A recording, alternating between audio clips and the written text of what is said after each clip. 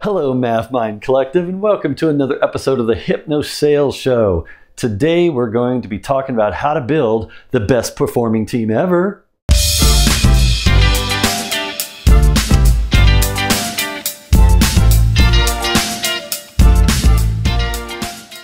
All right, if you lead a team or you have ambition to lead a team in the future, one of the best things you can do as a leader of that team is to help them to perform at the best they can perform. You want them to be the best at what they do, and you want them to be as successful as they can be. And part of the critical way of doing that I have found is to tap into the subconscious and that feeling that they're part of something special, okay? Because all of us at a subconscious level, if we're gonna do anything for anybody, work for somebody else, we want to feel like they care, but we also want to feel like it's something special. We're doing something special in a special way. We're part of something special. It taps into that subconscious passion that we all have to just want to do our best because everyone's counting on you because you're part of a team and you're part of something kind of bigger than you. So you want to create your team that you're leading. You want that team to feel like it's special, like it's bigger than you. It's bigger than life. And there's different ways you can do that. And I have these bullet points here we're going to go over because these are the ways that I have found that helped me to build some of the most loyal, most best performing teams I've ever had the privilege of working with. And it really starts with you as their leader establishing that safety for them to feel like they're part of something special, but also to create that specialness within the team itself.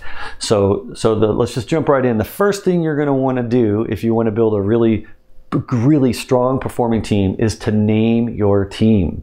Give your team a name. Now, some people have told me in the past, Maverick, I would never name it. Why would I name my team? My team is just an accounting team, or my team just does, like, they tend to think sometimes that because their team is not really doing anything really special, why would you want to give the team a name? Well, here's why. Because at a subconscious level, if there's a name involved with the team has the ability then to take on its own identity of its own identity within itself. So instead of having each individual having an identity, which we all do, the team itself with everybody on it can have its own identity. It can have its own brand. You can brand the team with the name, and you could promote the name within the company to other people in other teams. So now, instantly, without anyone really knowing it, because it's all subconscious, the team now takes on a life of its own because it has its own name. You refer to the team by its name. Now, can it be the name that it normally is, like the accounting team? Sure. But I would advise not to go with what everybody expects the name to be. I would actually choose a name that the whole team kind of collectively decides and comes up with together. Because you want them to feel like they had a say and they had a part in naming the team. Once they feel like they were involved with naming the team, they'll identify with the team more and they'll start to own the team name more than if you just picked a regular, default name that everyone expects. So just avoid using the default name that everyone expects. Have the team come together and figure out, make it an exercise, like have a meeting on it and actually decide what are we going to call our team? Let's decide. Get everyone to offer names, take a vote, try to figure it out, make sure that everyone is happy with the name. And believe it or not, this is going to be tougher than you think because most people will want their name and they won't want the other person's name. So it's really also a good exercise to create some team building and trust building by having everyone kind of work together. And once you decide on that name together, then you have to get them all to agree to own the name. This is our name. Do you all own this name? Will you agree to own this name with me, that this is our team name? And you want them all to say yes. So that way it locks in subconsciously that they're now part of that team, and now the team starts to take on its own identity at that point. Now it starts to feel like something special because they're part of this team with this particular name and particular brand, a potential brand within the rest of the company. The other people in the company are going to start to know you, not just as you, but also as that team name. And you're associated with that really cool team or that really awesome team that has that name. So believe it or not, subconsciously, this is what's happening, and it's very effective to name your team. So I always name my team anywhere I've led a team because of this factor, okay? It's a MavMind secret that I use. The other thing too is I create team rituals. Now, what is a ritual? I don't mean religious ritual. I just mean routine things that the team will do together every time they meet. Okay? Every time they meet, every time we meet as a team, there's certain things we will do. Now, it doesn't have to be anything formal. It can just be something very informal and something even silly. It could be something that just doesn't make any sense. But if the whole team kind of decides to do it together every time you meet, it becomes something that everyone looks forward to doing when they get on the meeting. So for example, maybe I've had rituals in the past with my team where on one day a month we all had to wear hats to the meeting. And of course, nowadays it's all on Zoom, and it probably still is, even if you're watching this years from now, it's probably still having some meetings virtually over like remote technology, like a Zoom or a WebEx or something like that. So we used to have, like, every other week or once a month, one of the meetings we'd have to wear a hat. It was just a ritual we started doing. Somebody did it one day and we all got jealous that the person had a really cool hat, and we're like, hey, I got a hat, let me get a hat. And it could be a baseball cap, or it could be a crazy, you know, farmer's hat, a cowboy hat. And it just got to where eventually people were going out on the weekends on the team and looking for hats at costume stores and stuff. And every time the hats got crazier and crazier and crazier. So you were looking forward to what hat people were going to wear on the hat day, on the hat meeting. And it just became a ritual that we just started doing. So it sounds silly, but you would be surprised how well that really works to help people perform better, because they feel like they're part of something kind of cool, kind of neat. It's awesome where you can feel comfortable with your team to wear a hat every now and then, and to challenge each other on what kind of hat are you going to wear this time, etc. So come up with those rituals, allow your team to come up with those rituals, and offer ideas for new rituals, and just keep the rituals coming to where you always have these things that only you do on the team. So what this does subconsciously is it kind of cements in and sinks in to the subconscious that if I'm on this team, I get to do this really cool stuff, and I get to offer things and be a part of something that's just not like any other meeting I'm in or any other team I'm on, right? It becomes something very special because you're allowed to be a little bit more free, and it's not always about work, and it's about being creative and helping each other and working with each other, even if it's just to do something silly like wearing a hat or whatever it is. So you want to let that ritual nature evolve. And if you didn't know this already, a lot of military units and military teams typically also do this as well. Because when you're in the heat of battle and you're fighting for your life and you've got to trust each other, and you've got to make sure that you defend each other, and you got to make sure that you survive, in the enemy lines, like when you're in a war or something, right? You have to trust, have loyalty, and you have to perform at the top, the best you can perform, and you got to be able to work together as a team and perform as a team in order to survive in those conditions. So there's always a sense of rituals even within those teams as well. And if you're in the military, you know exactly what I'm talking about. So that's what I'm talking about here. I'm using that same subconscious type of mechanism to create rituals that we all follow on the team as well. So make sure you do that. Also, reward the best behavior.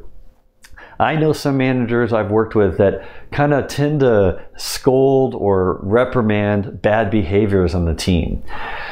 That just creates negativity in the subconscious mind. It pushes people off.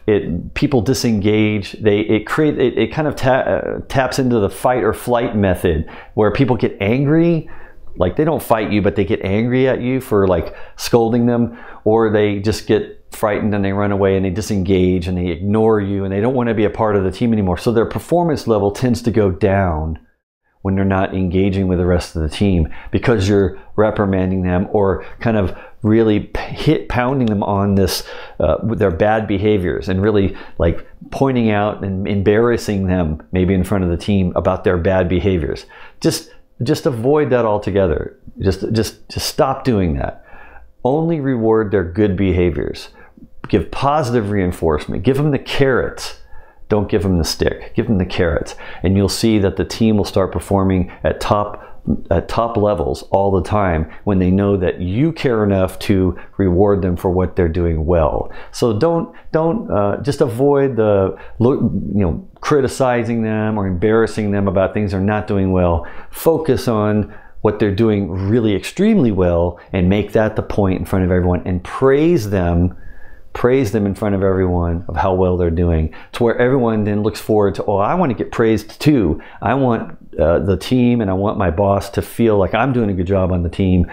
So give them that ability to feel like they can be praised and be rewarded for their best behaviors, and just avoid talking about anything negative that they do if possible. If you have to, do that in one-on-ones. Don't do that on the team. If you want to build team performance, praise and reward the best behaviors so everyone else has a chance to look forward to becoming as good as that person that was performing the best. And it becomes a role model, and everyone can take that lead and try to go and become like that person. That's what you want to create on the team. And then finally, avoid coaching everyone equally.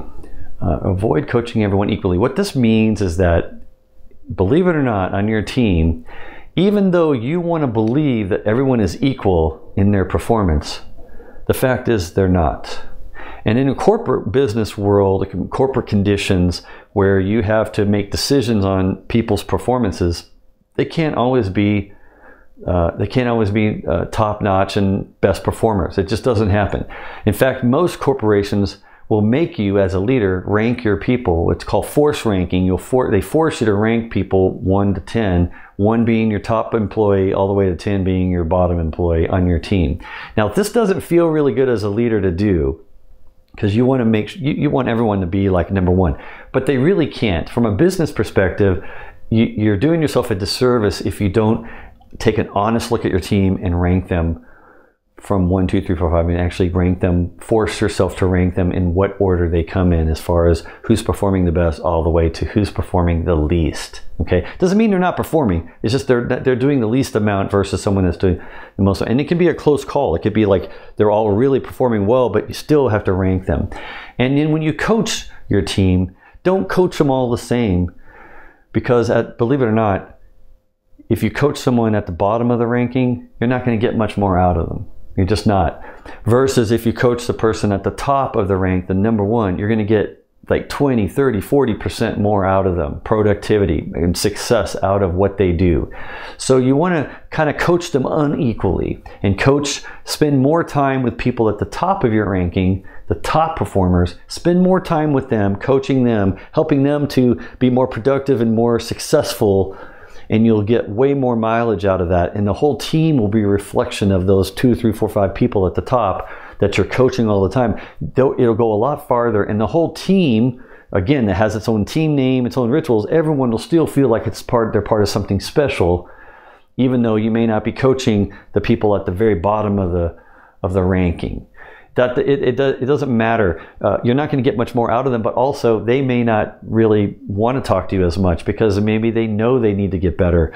So they have to take that sense of you not coaching them as a sign and a signal that they should start trying to perform like the ones at the top, because they see you spending more time with the people at the top, and you want them to get professionally jealous of that, to where then they start to like, well, I want to get your attention, so I need to start performing better. So it'll motivate them. If they're the right person in the right role, it'll motivate them to perform better naturally. And then when they start to move up the rankings in your mind, then you start coaching them, they start to see that as a confirmation that you're treating them and seeing them as more of a top person on the team. So you want to create that healthy competition, that professional jealousy, that people want to get more of your time in coaching.